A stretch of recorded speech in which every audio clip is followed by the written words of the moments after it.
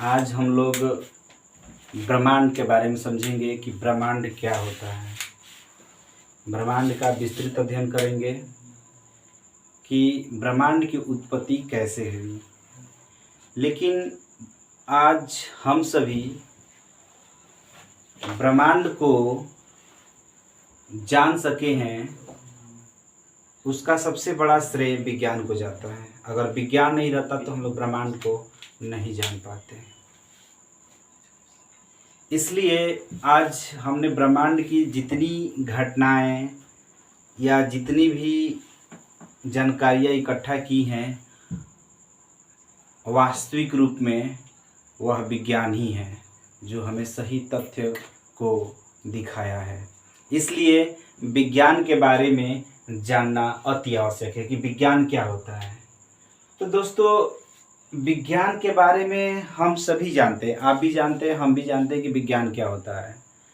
हम लोग बचपन से पढ़ते आ रहे हैं कि सुसंगठित क्रमबद्ध ज्ञान को, सुसंगठित सुव्यवस्थित क्रमबद्ध ज्ञान को विज्ञान कहते हैं। दोस्तों, ये बचपन से पढ़ी हुई परिभाषा है। विज्ञान की कुछ परिभाषा हम बदलना चाहेंगे कि विज्ञान क्या होता है। तो प्रकृति में उपस्थित विभिन्न वस्तुओं की प्रकृति और उनके व्यवहार जैसे गुणों इत्यादि का अध्ययन करने को ही विज्ञान कहा जाता है। फिर से मैं बता देना चाहता हूँ कि प्रकृति में उपस्थित विभिन्न वस्तुओं की प्रकृति और उनके व्यवहार जैसे गुणों इत्यादि का अध्ययन करने को ही विज्ञान कहा जाता है। यदि विज्ञान की उत्पत्ति के बारे में बात किया जाए कि विज्ञान की उत्पत्ति कैसे हुई, तो विज्ञान की उत्पत्ति के बारे में बात किया जाए तो विज्ञान की उत्पत्ति प्रकृति से हुई है। विज्ञान की उत्पत्ति प्रकृति से हुई है। अब हम बात करेंगे कि प्रकृति क्या है। देखिए, प्रकृति हमारे आंखों के द्वारा जो चीज दिखाई दे रहा है, हमारे आस पड़ोस, हमारे नीचे ऊपर जो कुछ भी दिखाई दे रहा है और जो कुछ नहीं दिखाई दे रहा है, उसे हम प्रकृति कहते हैं। प्रकृति इस माध्यम को ही हम लोग प्रकृति कहते हैं, जिस माध्यम में, जिस परिवेश में हम रह रहे हैं और जिस परिवेश में सूर्य, ग्रह, क्षुद्र ग्रह, उपग्रह, ये जितने भी आकाशीय पिंड और जितनी भी आकाशगंगाएं हैं, ये सभी के सभी क्या हैं? एक प्रकृति के भाग है। अर्थात यहाँ तक कि ब्रह्मांड भी एक प्रकृति का भाग ही है। तो हम कह सकते हैं कि विज्ञान की उत्पत्ति प्रकृति से हुई है। ऐसे अगर विज्ञान की विकास की बात किया जाए कि विज्ञान विकास में कब आया, तो विज्ञान का विकास मानव समाज के जन्म से ही उत्पन्न हो जाता है। मानव समाज जब से जन्म लिया तब से विज्ञान जो है विकास करना शुरू कर दिया। तो हम ब्रह्मांड के बारे में बात कर रहे थे कि ब्रह्मांड क्या होता है।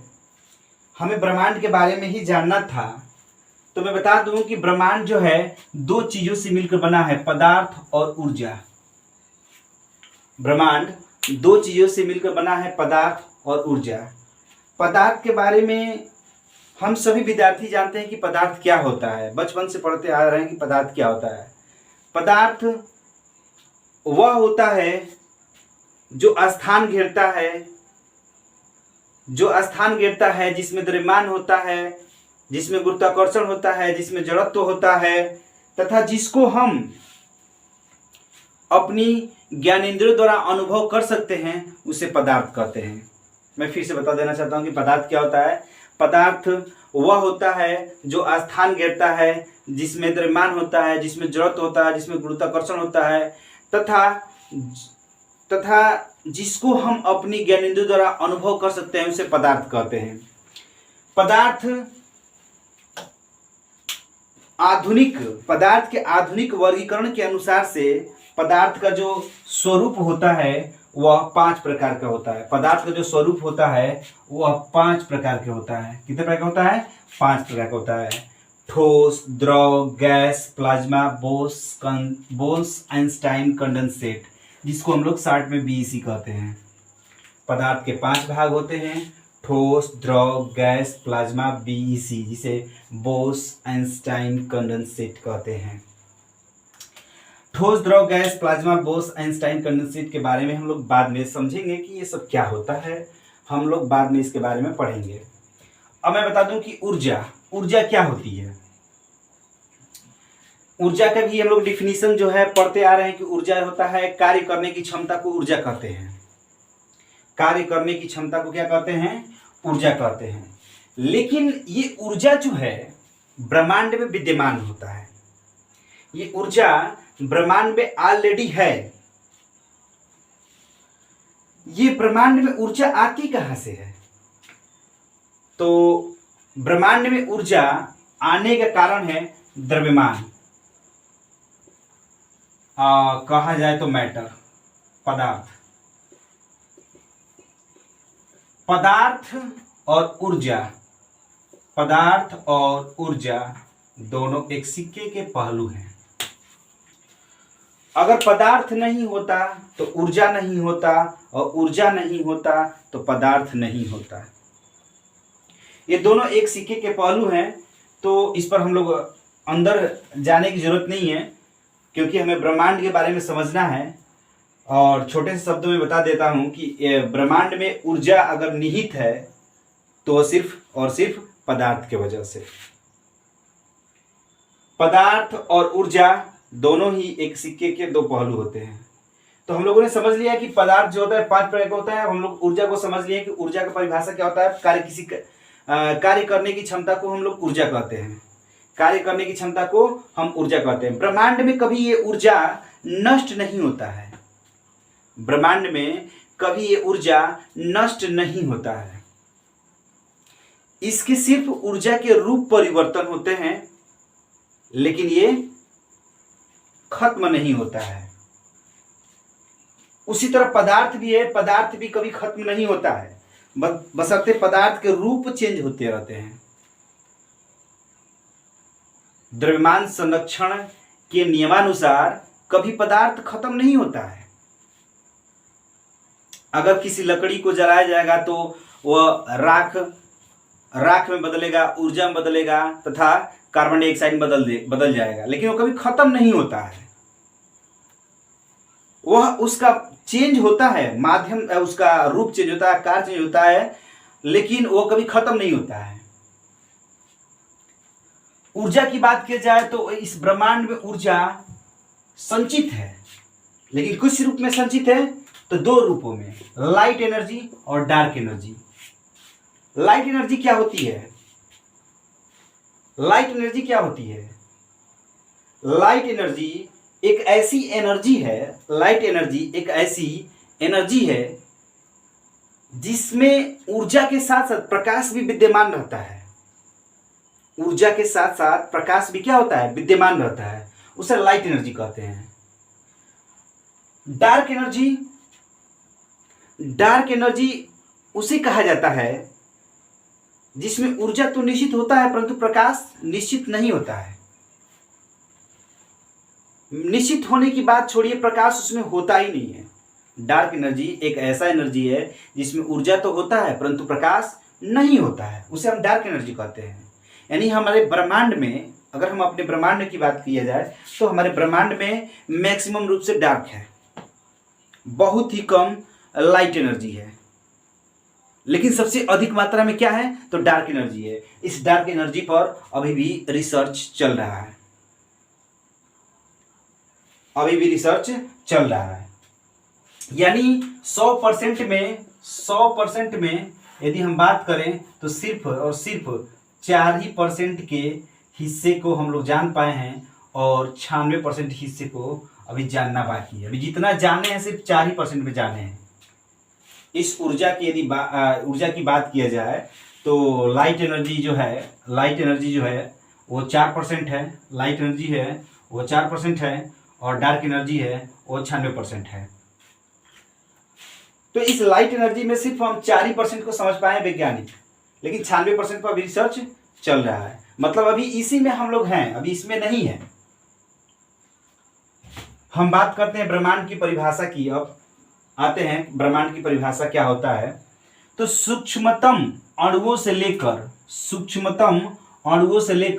महाकाय, सूक्ष्मतम अणुओं से लेकर महाकाय आकाश गंगाओं तक के सम्मिलित स्वरूप को ब्रह्मांड कहा जाता है। फिर से ब्रह्मांड की परिभाषा को समझा जाए। सूक्ष्मतम अणुओं से लेकर महाकाय आकाश गंगाओं तक के सम्मिलित स्वरूप को ब्रह्मांड कहा जाता है। सूक्ष्मतम अणुओं से लेकर महाकाय आकाश गंगाओं तक के सम्मिलित स्वरूप को आकाश गंगा कहा जाता है। यदि दूसरे शब्दों में बात किया जाए तो पृथ्वी को घेरने वाली अपार आकाश, पृथ्वी को घेरने वाली अपार आकाश तथा उसमें उपस्थित सभी खगोलीय पिंड जैसे मंदाकिनी,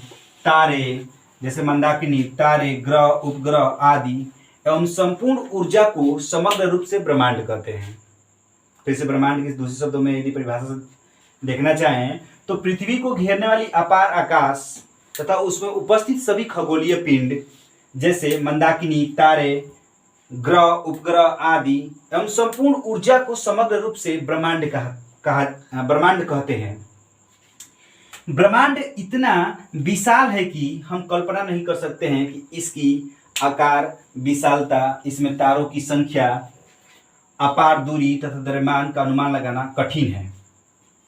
ब्रह्मांड इतना विशाल है कि हम कल्पना नहीं कर सकते हैं कि इसकी आकार की विशालता, इसमें तारों की संख्या और तथा अपार दूरी एवं द्रव्यमान का अनुमान लगाना बहुत ही कठिन है। फिर भी बड़े परिमाण की संख्याओं के सहारे इनका अनुमान लगाने की कोशिश की जाती है। अभी तक विज्ञान के माध्यम से जो भी हमारे पास तकनीक अवेलेबल है, उस तकनीक के सहारे अभी तक विज्ञान के कारण हमारे पास जो भी आधुनिक तकनीकें उपलब्ध है, उस आधुनिक तकनीकों के सहारे अभी तक वैज्ञानिकों ने अनुमान लगाया है कि खगोल वैज्ञानिकों के अनुसार ब्रह्मांड में सैकड़ों अरब, लगभग 10 के पावर 11 मंदाकिनियां हैं तथा प्रत्येक मंदाकिनी में लगभग 100 अरब यानी 10 के पावर 11 तारे हैं। इस तरह से बात किया जाए तो तारों की कुल संख्या 10 के पावर 22 कोटि है। मैं फिर से बता देना चाहता हूं कि अभी तक वैज्ञानिकों के अनुसार, खगोलीय वैज्ञानिकों के अनुसार, विज्ञान के कारण जो भी तकनीकें हमारे पास उपलब्ध है, अर्थात इस साइंटिस्टों के पास उपलब्ध है, उसके द्वारा वैज्ञानिकों ने अनुमान लगाने की कोशिश की कि ब्रह्मांड में तारे कितने हो सकते हैं। तो खगोलीय वैज्ञानिकों के अनुसार ब्रह्मांड में सैकड़ों अरब तारे, लगभग 10 के पावर 11 मंदाकिनी है तथा मंदाकिनियों में लगभग 100 अरब 10 के पावर 11 तारे हैं। और इन तारों की कुल संख्या उन्होंने अनुमान लगाया तो पाया कि 10 के पावर 22 कोटि है तारों की कुल संख्या इस ब्रह्मांड में। लेकिन हम समझने की प्रयास करते आ रहे हैं कि इस ब्रह्मांड में अभी तक यह तो अनुमान लग गया है कि 10 के पावर 22 कोटि है, लेकिन फिर भी अगर तकनीक हमारी आगे बढ़ी, वैज्ञानिक तकनीक आगे बढ़ी, हो सकता है कि आने वाले समय में इन तारों की संख्या बढ़ जाए, क्योंकि अभी तक जो अवेलेबल है उसके सहारे ये ज्ञात है। लेकिन आगे तकनीक बढ़ेगी तो हो सकता है तारों की संख्या भी बढ़ जाए।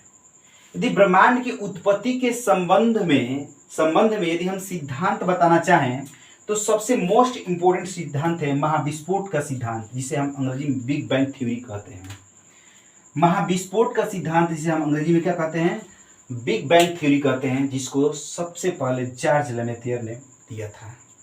जिसको सबसे पहले जॉर्ज लेमेतेयर ने दिया था। अगर दूसरा ब्रह्मांड के सिद्धांत में यदि कोई सिद्धांत है तो वो साम्यावस्था का सिद्धांत है, जिसको थॉमस गोल्ड एवं हरमन बाडी ने दिया था, जिसे अंग्रेजी में हम लोग स्टडी स्टेट थ्योरी भी कहते हैं। उसके बाद दोलन सिद्धांत डॉक्टर एलन संडेज ने दिया था, जिसको हम लोग प्लस्टिंग यूनिवर्स थ्योरी कहते हैं, प्लस्टिंग यूनिवर्स थ्योरी भी कहते हैं। तो इस तरह से ये मोस्ट इम्पोर्टेंट ब्रह्मांड के उत्पत्ति के लेकर ये सिद्धांत वैज्ञानिकों ने दिया है, जिसमें सबसे इम्पोर्टेंट थ्योरी है द बिग बैंग थ्योरी। सबसे इम्पोर्टेंट थ्योरी है द बिग बैंग थ्योरी। इसी द बिग बैंग थ्योरी के अनुसार ही अभी तक ज्ञात है कि ब्रह्मांड का उत्पत्ति महाविस्फोट के सिद्धांत से ही शुरू हुआ है। यानी महाविस्फोट हुआ है इस ब्रह्मांड में, तभी जाकर मतलब कि इस कहने का मतलब कि महाविस्फोट हुआ तभी जाकर ब्रह्मांड उत्पन्न हुआ। हम लोग ब्रह्मांड के कुछ चीज़ों को समझ पाए हैं, लेकिन कुछ चीज़ों को ब्रह्मांड के अगले हम लोग वीडियो में बताएंगे कि ब्रह्मांड का अगला वीडियो क्या है, ठीक है ना, जिसमें हम लोग अगले वीडियो में चर्चा करेंगे महाविस्फोट का सिद्धांत, साम्यावस्था का सिद्धांत, दोलन का सिद्धांत। इस तरह से यह वीडियो यहीं पर समाप्त होता है। That's all. धन्यवाद।